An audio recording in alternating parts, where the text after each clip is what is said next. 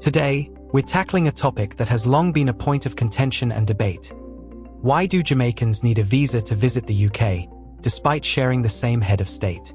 Moreover, we will explore whether underlying factors such as racism and colonial legacies influence this policy. Let's embark on this journey to uncover the layers of history and politics that have shaped this reality. This is the brutally honest truth about this current situation. Hit that like button and subscribe for more insightful videos. Segment 1. The Paradox of Shared Monarchy. Since 2003, Jamaican nationals have been required to obtain a visitor's visa to enter the United Kingdom. This requirement raises eyebrows, especially considering that Jamaica and the UK both recognize King Charles III as their head of state. Jamaica is among the 15 Commonwealth realms, including nations like Canada, Australia, and New Zealand, that share this monarchical tie. However, it is perplexing that Jamaica stands alone among these nations in facing such a visa restriction. This situation prompts us to question the factors that led to this unique circumstance. To grasp the roots of this issue, we must delve into Jamaica's journey to independence and its enduring ties to the British Crown. Segment 2. The Road to Independence and Retained Ties. Jamaica achieved independence from British colonial rule on August 6, 1962. This milestone marked the beginning of self-governance, with Jamaica establishing its own constitution, legal system, and government structures. Despite this newfound autonomy, Jamaica chose to retain the British monarch as its ceremonial head of state, functioning as a constitutional monarchy. This decision was not unique to Jamaica. Several former colonies opted for a similar arrangement, maintaining symbolic ties to their colonial past while exercising sovereignty. However, this retained connection has been a subject of ongoing debate. In recent years, there has been a growing movement within Jamaica to transition to a republic, thereby removing the British monarch as the head of state. This shift aims to establish a Jamaican president as the ceremonial figurehead, reflecting a desire to fully embrace national identity and autonomy. As of March 2025, reports indicate that Jamaica's transition to a republic has passed the halfway point, with legislative processes underway to effect this change. This move aligns with broader regional trends, as seen in countries like Barbados, which became a republic in 2021. Understanding this backdrop of political evolution sets the stage for examining the historical migration patterns between Jamaica and the UK. Segment 3. Migration Patterns and Policy Shifts. Following World War II, the United Kingdom faced labor shortages and turned to its colonies for assistance. This led to the Windrush generation, named after the HMT Empire Windrush ship that brought Caribbean migrants to British shores in 1948. Thousands of Jamaicans and other Caribbean nationals migrated to the UK, contributing significantly to its post-war reconstruction and cultural diversity. Initially, these migrants were welcomed as British subjects, with rights to live and work in the UK. However, as immigration increased, sentiments shifted. The British government introduced the British Nationality Act, redefining the parameters of citizenship and residency. These legislative changes curtailed the automatic settlement rights of Commonwealth citizens, including Jamaicans, signaling a departure from the previously open-door policy. Despite these restrictions on settlement, Jamaican nationals could still travel to the UK for short visits without a visa. This allowance persisted until 2003, when the UK government imposed visa requirements on Jamaican visitors. The official rationale cited concerns over immigration abuses and security issues. However, this abrupt policy shift warrants a deeper examination of the underlying factors at play. To uncover these underlying factors, we must explore the intersections of immigration policy, racial dynamics, and political expediency. The early 2000s were a period of significant change in the UK's immigration landscape. The expansion of the European Union in 2004 allowed citizens from Eastern European countries to move freely to the UK under the EU's freedom of movement provisions. This led to an influx of migrants from these nations, surpassing governmental estimates and igniting public discourse on immigration control. Faced with limited control over EU migration due to treaty obligations, the UK government turned its attention to non-EU countries, implementing stricter immigration controls. Jamaica, a predominantly black nation with historical ties to the UK, found itself disproportionately targeted. The imposition of visa requirements on Jamaican nationals can be viewed through the lens of racial profiling and political convenience, as the government sought to demonstrate a tough stance on immigration to appease domestic concerns. Academic analyses support this perspective, highlighting that immigration policies in the UK have often been influenced by racial considerations. The Windrush scandal, which emerged in the late 2010s, exposed how long-standing Caribbean residents were wrongfully detained or deported, underscoring systemic issues within the immigration system.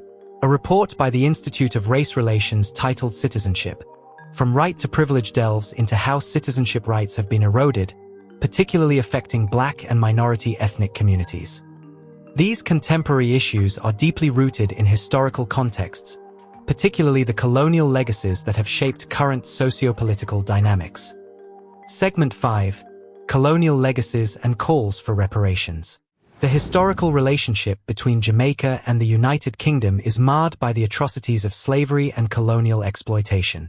British colonizers established lucrative plantations in Jamaica, relying on the forced labor of enslaved Africans. The wealth generated from these plantations significantly contributed to Britain's economic development.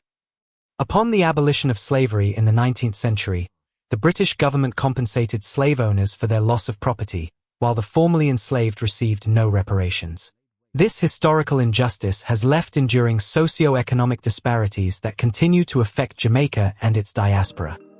In recent years, there has been a growing movement advocating for reparations and addressing the legacies of colonialism. The Archbishop of Canterbury, Justin Welby, publicly acknowledged his ancestral links to slavery, bringing renewed attention to the Church of England's historical complicity in the slave trade. Such acknowledgements have sparked broader discussions on the moral responsibilities of former colonial powers to address historical wrongs. Within Jamaica, these conversations have fueled initiatives aimed at decolonization and reclaiming national identity. The push to remove the British monarch as head of state is emblematic of a broader desire to sever colonial ties and assert full sovereignty. This movement is not merely symbolic but reflects a collective aspiration for self-determination and rectification of historical injustices. As Jamaica stands on the cusp of this significant constitutional change, it's crucial to consider how these broader developments influence and are influenced by contemporary diplomatic relationships. What makes Jamaica's visa situation even more baffling is the inconsistency with how other Commonwealth realms are treated. Citizens of Australia, Canada, and even fellow Caribbean realms like the Bahamas or St. Lucia can enter the UK without a visa, yet Jamaica is singled out. Why? The answer may lie in a mix of geopolitics, historical stereotypes, and diplomatic prioritization. Over the years, the UK has favored maintaining easier access for nations with larger economic influence or perceived strategic importance. Meanwhile, Jamaica, despite its historical contributions and shared monarchical ties, has faced growing bureaucratic barriers. Even more telling is the pattern of decisions made by the UK's Labour Party. Ironically, the party that has traditionally drawn strong support from Caribbean communities both at home and in the diaspora, has made some of the most impactful decisions against those very countries. It was under Labour's leadership in 2003 that Jamaican visa restrictions were introduced. And in 2024, just a year after returning to power, Labour extended similar restrictions to Trinidad and Tobago, another Caribbean nation and former colony. This raises a troubling question. Is the UK taking Caribbean support for granted? And what message does it send when these policies are implemented without meaningful consultation or acknowledgement of their historical relationships? Let's not forget that these modern barriers are built atop centuries of entanglement between Jamaica and Britain, entanglements that brought wealth to the UK and hardship to Jamaica. Yes, the UK has a right to control its borders, but with that right comes responsibility, especially moral responsibility. For over 300 years, Britain extracted immense value from Jamaica and its people. The profits of slavery and colonialism built universities, financed wars, and powered the British Empire. And while Jamaica has long since gained political independence, the economic and psychological scars of that era are still evident today. Many Jamaicans now feel penalized for historical circumstances they had no control over. They are being made to jump through hoops to visit the very country that once ruled them, extracted their resources, and profited from their forced labor. And it's not just about convenience. Applying for a UK visa is costly, over £100 per applicant, not to mention additional fees for processing, biometric appointments, and even travel to the nearest visa office. For an average Jamaican family, that's a significant burden. In essence, many are priced out of reconnecting with family, business, or cultural heritage in the UK. So, where do we go from here? And what does this mean for the future of UK-Jamaica relations? As Jamaica moves closer to becoming a republic, these visa issues become more than bureaucratic annoyances.